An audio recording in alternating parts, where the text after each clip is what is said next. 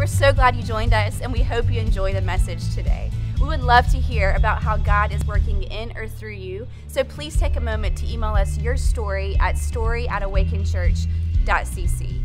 If this ministry has blessed you and you would like to give financially towards the mission here at Awaken Church, you can do so online on our website at awakenchurch.cc/giving. This message comes from our Welcome Home series, where our pastor, Brandon, is sharing with us the power and purpose of one of Jesus' most famous parables. It's a story of pride and heartbreak mixed with redemption and hope. We trust that it will challenge and encourage you personally. Thanks again for joining us. We hope you enjoy the message today. Very thankful that you're here today. I'm glad that you chose to worship with Awaken Church, whether you were here last week or not. Easter was an incredible time in the life of our church, and I know that for many of you, you've decided to come back because last week was your entry point here, and so thank you for coming back. And as we got to see today already in both services and also out in Somerville, many who have made decisions to follow Jesus, who have made decisions to come home. And this series that we're diving into today is called Welcome Home for that reason. Whether this is your first time here, your second time here, or your 100th time here, I want us to see that home can mean different things for different people, and that journey home looks different for almost everybody. And the story that sets the backdrop for this entire series is about a man that has two sons. Jesus tells the story in the context of a greater scenario that's taken place that we're going to dissect here in a minute. But I want to go ahead and open up God's Word and read this portion of the story to us in Luke chapter 15. So let's read this together. Luke 15, verse 11, this is what we find. And again, we'll explain the audience that's hearing this in just a moment. Jesus told them this story. A man had two sons. The younger son told his father, "I want my share of your estate now before you die." So his father agreed to divide his wealth between his sons. A few days later, this younger son packed all his belongings and moved to a distant land. And there he wasted all his money in wild living. About the time his money ran out, a great famine swept over the land, and he began to starve. So he persuaded a local farmer to hire him, and the man sent him into his fields to feed his pigs. The young man became so hungry that even the pods he was feeding the pigs looked good to him, but no one gave him anything. When he finally came to his senses, he said to himself, "At home, even the hired servants have food enough to spare, and here I am dying of hunger. I'll just go home, and I'll go home to my father, and I'll say, 'Father, I've sinned against both heaven and you, and I'm no longer worthy of being called your son. Please take me on as a hired servant.' So he returned home to his father, and while he was still a long way off, his father saw him coming. Filled with love and compassion, he ran to his son, embraced him, and kissed him. His son said to him, 'Father, I have sinned against both heaven and you, and I am no longer worthy of being called your son.' But his father said to the servants, 'Quick, bring the finest robe in the house and put it on him. Get a ring for his finger and sandals for his feet, and kill the calf that we've been fattening. For we must celebrate with a feast, for this son of mine was dead and now has returned to life. He was lost, but now he is found. So let the party begin.'" Everybody say, "Let the party begin."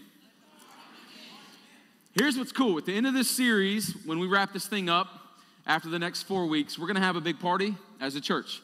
And all of our services are going to be invited. Somerville campus will be invited. Even people watching online will be invited. By the way, I thought this was a cool story earlier today. I met a couple in the foyer that came to Awaken Church for the very first time.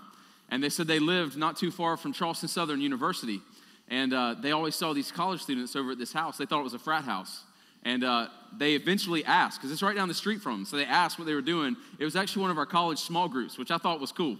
And so they decided to come check out this church that had a group that kind of looked like a frat party, which is, I don't know what's going on in that group, but I thought it was cool that it at least got them here. So there may be more details to that story, but I thought it was cool. But what we're going to do at the end of this series is have a big party. We're going to get food trucks and stuff and share some stories about what God's done in people's lives. I shared that earlier at the 9:15 service.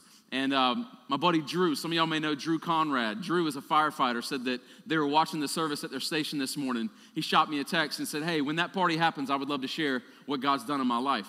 And he's got an incredible story of redemption, Drew does, and what God's pulled him from. So we're going to have a time to come together and celebrate some of these things, stories coming out of our church. And what's really cool is that you may be sitting here right now and you don't have that story yet. But this is the first step in that story. You being here right now, you being in this place, may be the first step in your journey to actually coming home and getting back to where God wants you to be. So, to understand the context of this story, we got to realize Jesus is talking to a pretty vast audience. Every given Sunday when we gather in this place, we don't know who all's in the room. There's a wide spectrum of people that are in this room. When I think about Jesus' audience, at any given time, he had old people, young people, rich people, poor people, the religious elite, so the priests, the Pharisees, the scribes. He had people that knew a whole lot about the Bible, and he had people who hated the Bible. He had criminals, he had thugs, he had prostitutes, all different races. I mean, Jesus had a vast audience, but when he told stories, people listened. And it's amazing to me when I think about how good of a storyteller Jesus was, because I like telling stories. Like my 3-year-old, she's about to turn 4, Brooklyn. I can tell Brooklyn something, make it up as I go, and she's just amazed. Matter of fact, when I put her to bed, I can be like, babe, you want me to tell you a story? She's like, yeah. And she'll tell me what she wants the story to be about. So when I start telling a story about me riding in on a dragon and saving her from a castle, that's real to her. She's like, dang, he really did that, And she still believes it. She still believes it. My 11-year-old Brayley, on the other hand, when I tell him stories, he's like, for real, Dad, that happened? That didn't happen. I'm going to ask somebody. And he'll fact check my story. So it's not as fun to tell him stories, right? Because then it has to be true stories, and I'm just not that, I'm a little boring. But you start looking at Jesus' audience, and he had kids and teenagers and college students. He had adults. He had senior adults. And his stories landed with everybody. It's amazing when you think about the audience that he gave these stories to. And this particular story that I just read to you is no different. Jesus is teaching in the town square, and he had all these people that started to gather and kind of standing in the back, right? Because sometimes the good church people sit on the back row, call them the back row Baptist or whatever. I see y'all back there.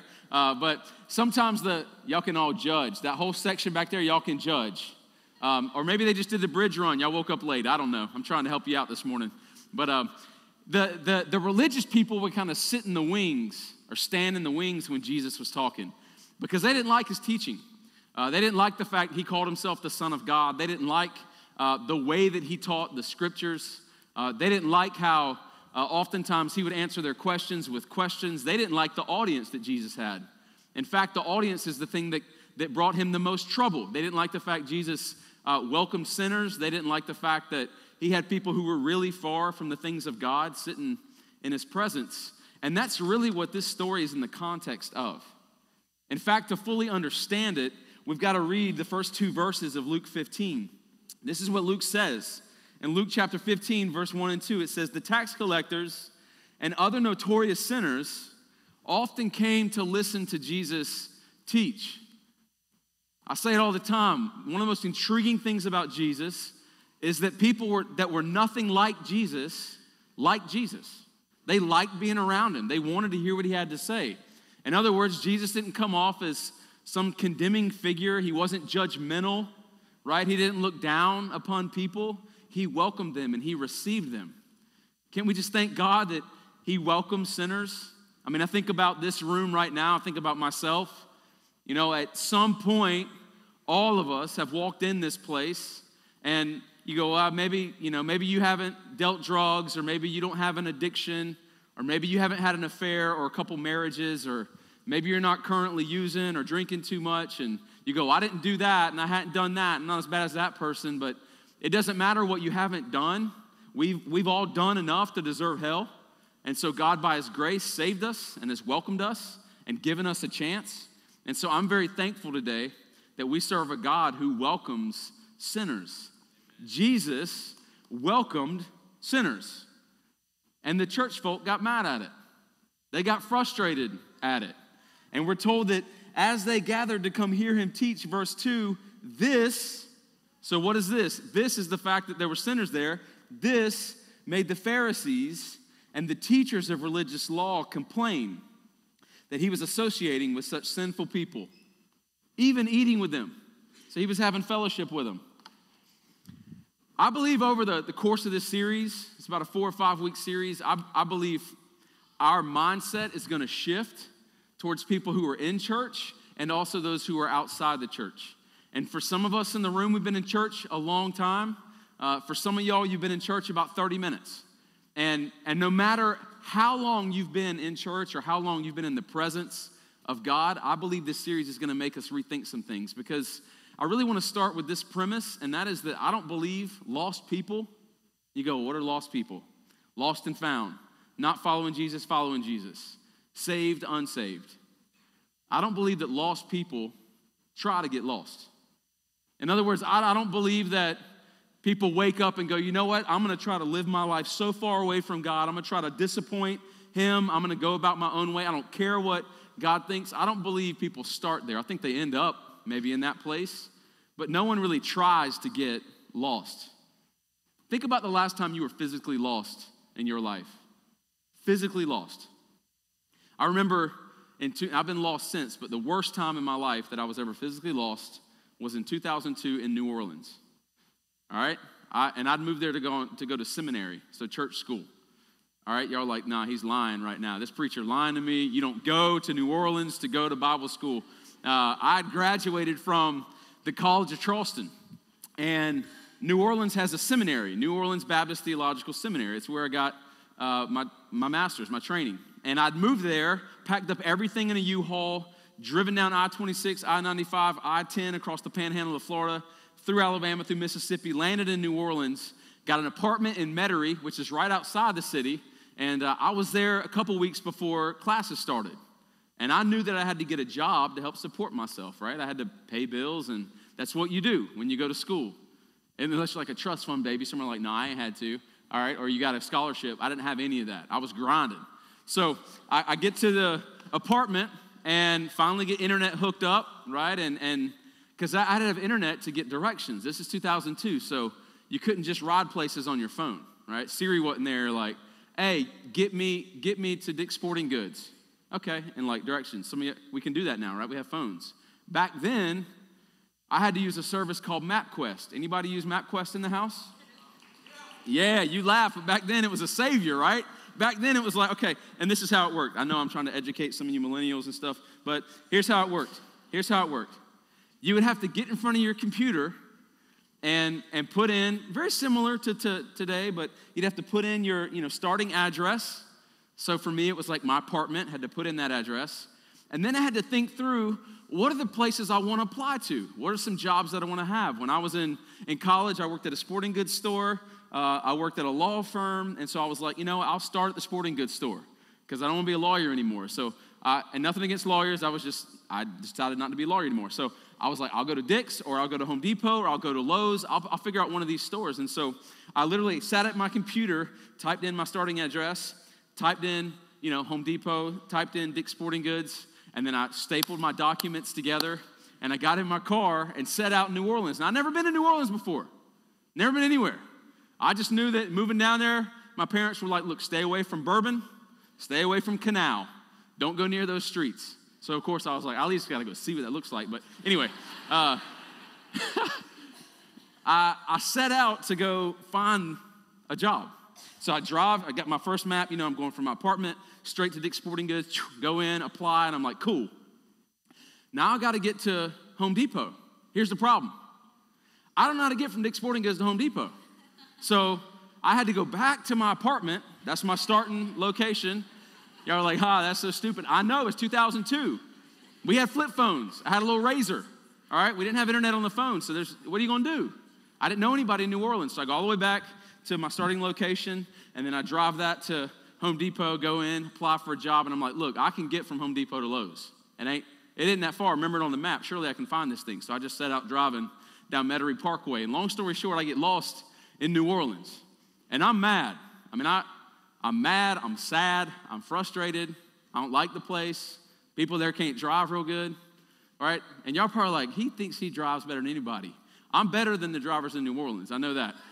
But I get lost. Physically, I'm lost in this city. I don't know, at this point, I don't know how to get back to my apartment, right? Because my map's shot. I don't know my way around New Orleans. I have to stop and ask how to get back to Interstate 10, because if I can just get there, I can get home, right? That's close enough. And I remember the frustration, the panic, right? The loneliness that felt like. I didn't try to get there, but I ended up there. Oftentimes when we read this story, and maybe you've heard this story, the thought is the younger son wanted to get lost. That he wanted to get his stuff and head out to Vegas or head to a foreign land, spend it wildly, and ruin his life. I don't believe people set out to ruin their life. I don't believe that we wake up one day and go, you know what, I'm going to walk away from the church. I'm going to get in a relationship. I'm going to start drinking and start using, and before I know it, I'm going to get so far off. I think people end up there, but they don't desire necessarily to be there. And Jesus is looking at a crowd in this story of religious people who looked down upon those who had found themselves in that place, who looked down upon the thieves, the criminals, the prostitutes, the tax collectors who would gather to hear Jesus. He sees these Pharisees looking down on him, religious leaders looking down on him, and he decides, you know what, I'm not going to condemn them. Not yet. I'm not going to ridicule them. I'm not even going to lecture. I'm just going to tell a few stories. And so Jesus, the master storyteller, looks at this crowd and goes, here's a couple stories. The first one he tells is about a shepherd. A shepherd had 100 sheep. Now, you've probably heard this story before, but shepherd has 100 sheep, and he says that one of them gets lost. So one of the sheep wanders off, and this shepherd decides to leave the 99 sheep, right, in an open field. So it's not really in a closed-off pasture, but he's leaving them in an open field, and he's going to go after the one sheep that's lost. And he searches through the hills, highs and lows, finally finds a sheep, puts it on its shoulder, brings it home, tells everybody, hey, found my sheep that was lost. Let's celebrate, right? The 1%. And Jesus is in essence is saying, look, I'll leave all 99 of y'all for the one that wanders off. I'm here for the 1%. I'm here for the one that doesn't think they matter. I'm here for the one that's looking for purpose, like we heard before in a baptism. I'm coming for that one too. I imagine Jesus saying this with some crippled beggars off to the side, or somebody that was seen as sinful, somebody with leprosy that nobody cared about. Jesus is going, yeah, I came for them. I came for that one. I'll leave all 99 of the ones who are home to go after the one. And then he tells another story about a woman who loses a coin. She's in her house, and she's got 10 coins, right? And she's looking for them, and she's counting them up, and like one's not there. And so the story goes, he says she flips the house high and low, and she's sweeping and turning over furniture. Any of y'all got any kids that got a blankie? It's like a special blankie. You ever lost the blankie? Am I the only one with crazy kids? Got a little demon in my 3-year-old if she can't find a blankie, right? She goes ape. So it's like, find the blankie, call the whole cakey. Bryson, find the blankie. We got to find this thing to shut her down, right? So you flip the whole house up and down to find this thing. That's what this woman's doing, trying to find this coin. You know, it's a little higher percentage. This is 10% of what she's got. Jesus is going, yeah, I came for them. And in the back, you got these Pharisees and church people going, what is he talking about right now? He's talking about sheep and coins. Like, what's this man talking about? And so Jesus is like, all right, I'll go in and make it personal. There's a dad with 2 sons. And here's why it's personal, because he's looking at a bunch of Jewish men in the back. The only thing that mattered to these men was for them to have a son that could carry on their name, carry on their legacy, that could get their inheritance. I mean, think about Abraham and Isaac, like a firstborn son. It's like that was everything to a Jewish man. And so Jesus is like, look, there was a man who had 2 sons, an older son and a younger son. And one day, the younger son decides he's going to walk up to his dad and say, you know what, I want my portion of the inheritance. Now, just to give you a little context, the older son would have gotten 2/3 of the estate. The younger son would have gotten 1/3 of the estate. The older son was just favored, right? I tell my Braley that. I'm like, Braley, you're the favorite. Bryson's like, Daddy, what's up? I'm like, baby, it's biblical. I can't help it. All right, this is the way it is. Now, I love them both the same. But in this story, the older son would get 2/3. The younger son would get 1/3. We don't know if there was a blow up that got this situation to where we find it, but ultimately the younger son says, give me what's mine, I want to leave. It's the same as him saying to his dad, you're dead to me. because that would be, it would be apportioned to him at his dad's funeral, not at this point in his life. And so the dad doesn't oblige. He doesn't argue with him. We don't have story of a conflict. He just says, okay. He gives the son his portion of the inheritance. A couple days later, we're told the young boy packs up all his belongings and he leaves the house. A couple weeks ago, I have 2 boys, by the way, 2 years apart. So I have an older son and a younger son. I was dealing with my younger son. He's not in the service today. Sometimes he comes to service. But I'm telling this story because he's not here, and he can listen to this sermon at a later time. But I was dealing with a discipline issue with him at school. And we were up in his room, and I was about to spank him because that's what we do at the Bowers house. Because you can't understand grace if you don't have discipline, okay? So we were about to carry this thing out, and he's mad. He's sitting in his chair just looking at me. I'm trying to explain what it is that's about to take place, and he's just mad. He's like, I'm going to run away. I was like, oh, you going to run away? You going to leave? Yeah, I'm going to run away. I said, dang, what you going to take? I don't know. So you got a bag? Yeah. I'm like, bag's mine, son. Can't take what's mine and run away. He said, no, I got a bag for Mimi for Christmas. And he did. I was like, all right. But then I started asking, you going to take food? Like, you going to take snacks? Like, how much? What are you taking outfits? Because the outfits are mine. Food in the pantry is mine. Like, I'll help you get out, but you don't have anything to take, right? Like, the younger son's a hothead. The younger son was a little rebellious. And I'm sitting here as I'm reading this going, that's my little Bryson, you know? He's tough. And in this story, the younger son's, give me mine, I'm going to leave. And so he gets his inheritance. The dad gives it to him, and then he goes off. And like I said, I don't believe his plan was to go off and just while it out and spend all his money and wreck his life. I don't believe that was the plan. I believe the boy wanted some independence. He was ready to launch out on his own, and so he left. And what happened is, when he left and where he landed, before we know it, through wild living, he squanders everything he has. He spends all the money that he has, his dad's money. And then at the same time, a famine hits the land. So there's just desperation for everybody, even more so this kid. Now keep in mind, this kid grew up in a house with a lot of money. For his dad to have servants and all this acreage, and later on we'll find like robes and rings and sandals and fattened calves, and he's throwing a party, and he's got so much land that his older brother's working way out in the fields. He can't even hear the music yet. This dad's got a lot of money. This kid has grown up privileged, and here he is in a foreign land with nothing, and he's desperate, and he's starving. And so he makes the decision, okay, I got to get a job. I got to figure out a way to eat. And so he goes to this farmer, says, can you give me a job? He's like, sure, you can feed the pigs. And it's in that moment, after a couple days, maybe weeks of that, we don't know how long, of him feeding the pigs, he realizes, man, these pigs got it better than I do. Like, these pigs are eating better than I am. And what's crazy, I think, is oftentimes when we think about those who are far off, those who are far gone, those who are lost, maybe even desperate, it's interesting that sometimes we think of them and forget that we are them, that we were them, that we've been in that place of desperation.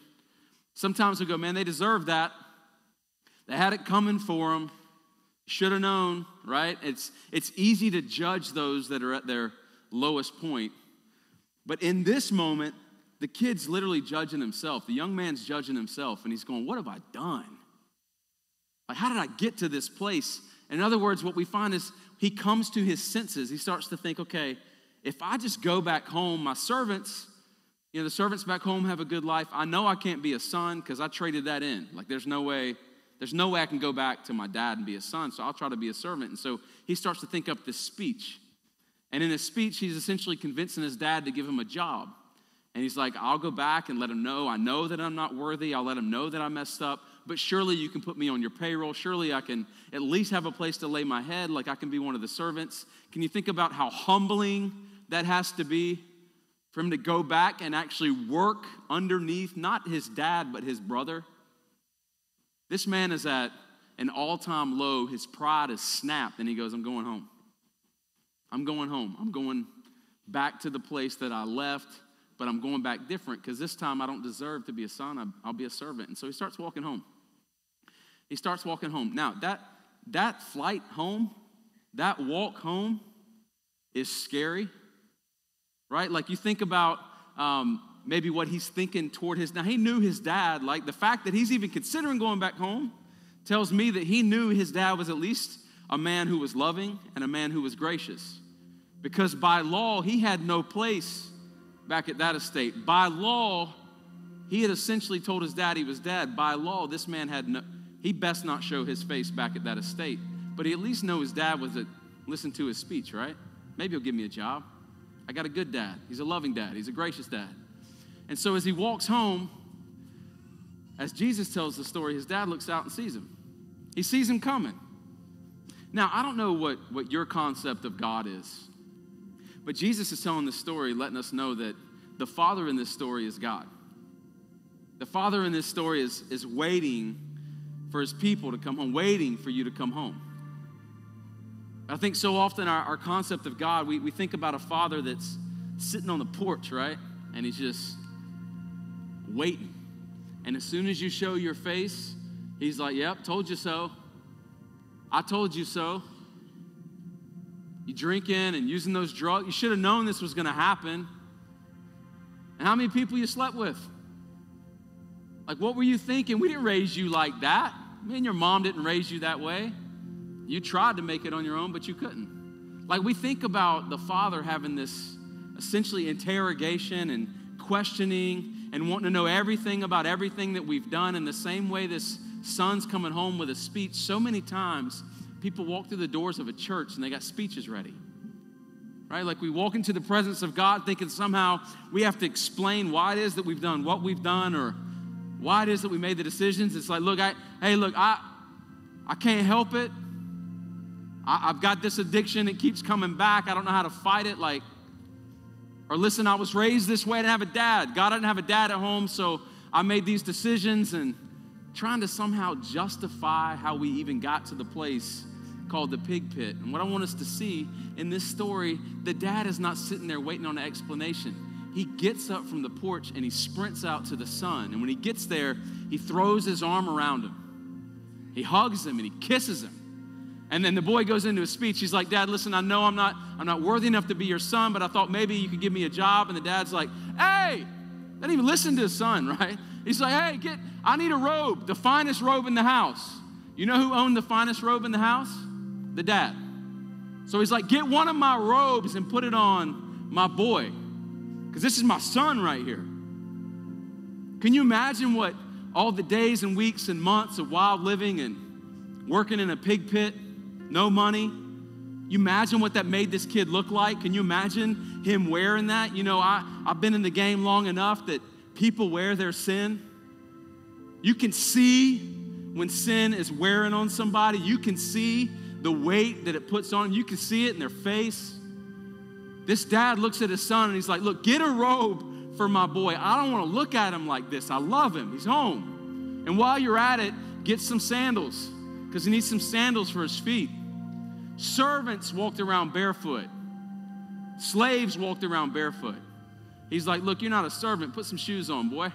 You're my son. And get a ring too, because the ring signified royalty. I don't know if the boy had pawned his ring off when things got hard, but the dad's like, look, my son's back. And he throws his arm around him. Can you imagine the walk back to the house? And here's what's cool. Immediately. So you think about the time that it took for the dad to think this up, right? He sees the son coming. He's like, all right, we need a robe. We need a ring. We need some sandals. We got to do something. He's back.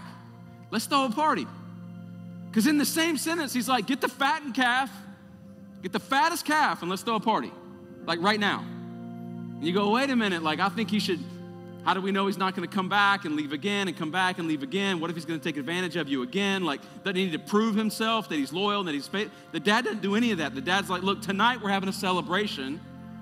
We're cutting off work early.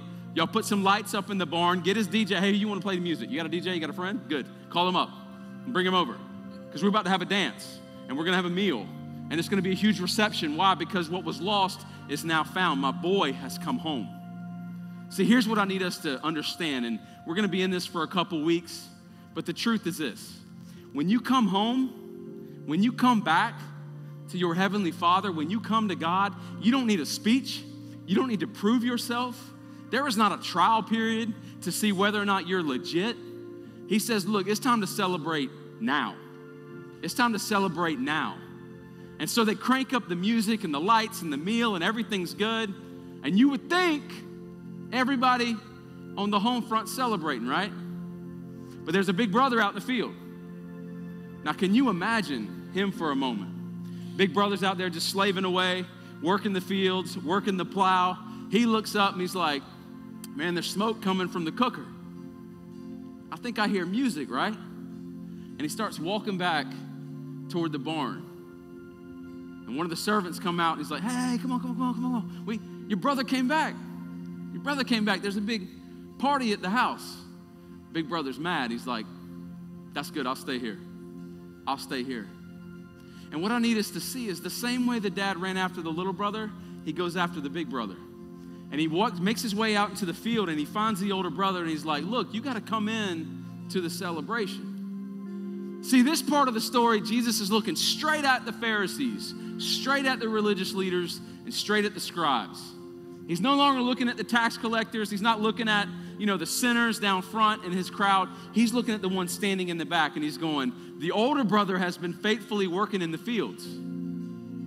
He's been doing his job. He's been serving. He's been giving. He's been right there the whole time. But he's not worthy to come in, not willing to come into the celebration because his brothers come home. And the dad goes out and goes, hey, look, you got to come in to the party.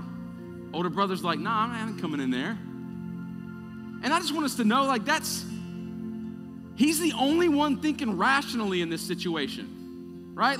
It's hard to villainize him. It's hard to look at the older brother and go, golly, what a stubborn guy. Why would he not want to come in? He's the only one that's making sense in this story. And some of y'all that are parents know what I'm talking about.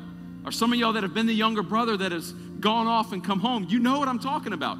It would make no sense to take some 24-year-old who's gone off and blown his life and comes home and it's like, yeah, let's have a party. This is great. I'd be like, that's stupid. That's reckless. That's irresponsible. The very word prodigal means to spend resources lavishly or recklessly. And we go, yeah, the son was prodigal, but I want you to understand the father is too. The father is too because he's loving and he's giving grace and he's forgiving, and it seems like he's spending it recklessly. But Jesus is telling us this story so that we see God as a father who loves us and lavishes grace on us. And every time we come home, he's going, yeah, I'm glad you're back. I'm glad you made it back. You don't have to prove anything. You don't have to explain anything. I'm just glad you came home. Glad you came home. And the older brother's like, nah, I'm not with that. See, sometimes church people, sometimes those that have been in church their whole life can get to a place where it's like, man, why are we celebrating lost people coming home so much? Why do we clap over baptisms so much? The religious elite have a hard time continuing to embrace the mission of going after those who are far from home. It's easy sometimes to think, well, that's good. That's a good place to start, but where are we going next? That's a good place to start, but we need to go a little deeper. A couple weeks ago, Awaken Church got labeled. It was a new label, by the way. I was told that we're a feeder church. You know what a feeder church is? I didn't either. You want me to explain what a feeder church is? A feeder church is a church that catches those who are far from God and then feeds them into more mature churches. And I thought, that's bizarre, because I don't ever want to graduate past the gospel. I don't ever want to get to the place where we lose sight of the mission of reaching people far from God and seeing them awakened to life in Christ. That's what God put us here on the planet for. That's why he saved us, to continue going after those who don't know him. And when I think about what we're doing here as a church and why we're celebrating baptisms every single week, it's gonna be a celebration. This place will always be a celebration where we're cooking hogs and we got the music playing and the lights are on and we're saying, come into the party. And if you find yourself here today going, you know what, I ain't for that. I need to go a little deeper. I'm not for that. You know what, I feel like we put too much focus on lost people and seeing them saved. Listen, this may not be the church for you. But as long as we're here, we're going to have a heart for those who are far from God. And we're going to have eyes that look toward the hills, and we see people wandering who, again, I don't believe want to be lost, but they don't know how they got to the place they're in. And if you're a lost son this morning and you're in that pit and you go, how did I even get here? I want you to know that God can take your pit of shame and turn it into a story that brings him fame. He can take whatever it is that you've done and flip it. If this kid doesn't come home, we're not even talking about him. If this son doesn't come to his senses and come home, we don't even have this story. But Jesus is telling us this story for a reason. That he came to seek and save that which was lost. He came so that the sons and the daughters could come home. And when they come home, we need to celebrate. So maybe you're here today and you would say, you know what, I find myself as the younger brother. Like I'm the younger brother. I've wandered off. I've strayed. I want to come home, but I don't know what dad's like. I want to come home. I got a speech. I feel like I need to prove myself. I feel like I need to explain myself. I want you to see today, you don't have to explain or prove anything. You just walk home and you have a father ready to embrace you and love you and forgive you and reinstate you and redeem you in every way possible. And I want you to know that this place is ready to celebrate with you. Or maybe you're here and you go, yeah, I identify more as the older brother. I've been in the game for a while, been going to church for a while, and to be quite honest, look, I gave my life to Jesus 20 years ago, and I've been faithfully walking with him. Nobody claps for me when I come to church. Nobody celebrates with me when I go to church. I was thinking this when I was watching the Masters yesterday. Sorry, I'm going to deviate for a moment. I was watching the Masters. Every time they hit a golf ball, it could even be a bad shot. Everybody's like, I was like, man, if people clap for me every time I hit a golf ball, I play better too, right? I'd play better too. And I was thinking about the story of the older brother here, and what he's ultimately saying to his dad is this: I've been faithfully doing exactly what you asked me to do, day after day, week after week, month after month, and you've never even applauded my efforts. And I want you to know I can identify with that, and maybe you can too. Maybe you can identify with the fact that you've been faithfully praying and faithfully giving and faithfully serving, faithfully worshiping, and you don't feel like anybody's clapping you or attaboys. There's no feast thrown in your... Listen to me this morning. It's easy to get lost there too. Your identity, your worth, your value misplaced in the things that you do than in who you are. And what the dad says to this older son is, look, everything I have is yours, son. You want a party? Let's throw a party. You want the house? Have the house. You want a calf? Have the calf. Listen, it's all yours. But he's so caught up in what he's doing that he forgets who he is. And what I find is that in church, so often it's easy to get caught up in what we do for God and forget who we are as his son. And so here's what I'm going to invite you to this morning. Whether you're the younger brother this morning who has strayed or wandered that needs to come home, or whether you're the older brother this morning that goes, man, I need to put my identity back in who I am versus what I do. I need to celebrate those who are coming home. I need to get back involved in the mission of God, which is to go after those who have wandered and are strayed. Whoever son you identify with today, whatever brother you would call yourself today, I want you to know the invitation to come home is for you. It's for you, and it's here today. You go, man, I need to respond. I need to respond, and I want somebody to talk to me about what that means. I want to come home. I want to follow Jesus. I want to celebrate. I want all that, but I don't really know what that means. I want to invite you to respond today. Maybe you're an older brother, and you're going, look, I need to know more about the mission of this church because I've wandered in here, and I feel like I've been kind of callous towards people that are far from God, and I want to have a heart for them. I want you to respond today. Here's what I'm going to ask you to do. We're shifting things up a little bit, the way we respond at Awaken Church. We're going to have you text in, right? Because we're not in MapQuest anymore. We're going to have you text in if you want to respond. And here's what's going to happen.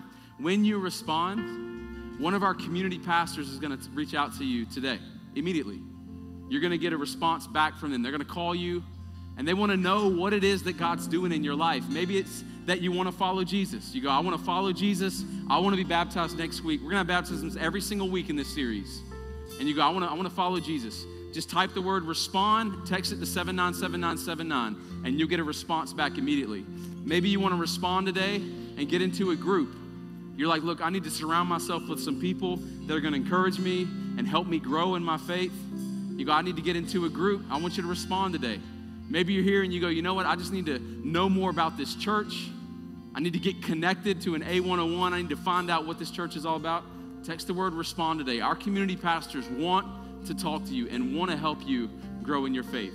And you can text that word respond now. You can do it in the foyer. You can do it in your car. It doesn't matter when you do, but at any given point that you hit respond, you're going to get a response back and a call from one of our staff that want to have a conversation with you about what God's doing in your life right now.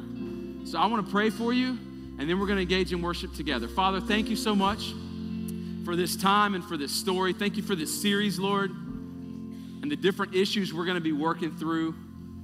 God, what it means to wander off, and what it means to get lost, and what it means to be lost, and what that journey home looks like.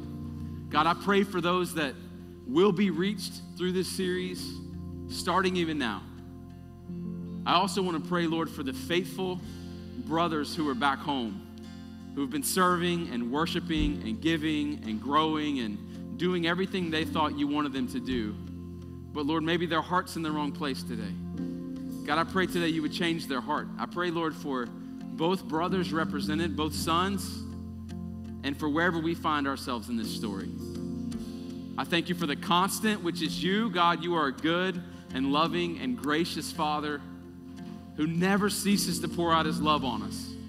And God, right now I pray we would see you that way. We would see you as a Father who's good and who wants to welcome us home. In Jesus' name I pray, amen.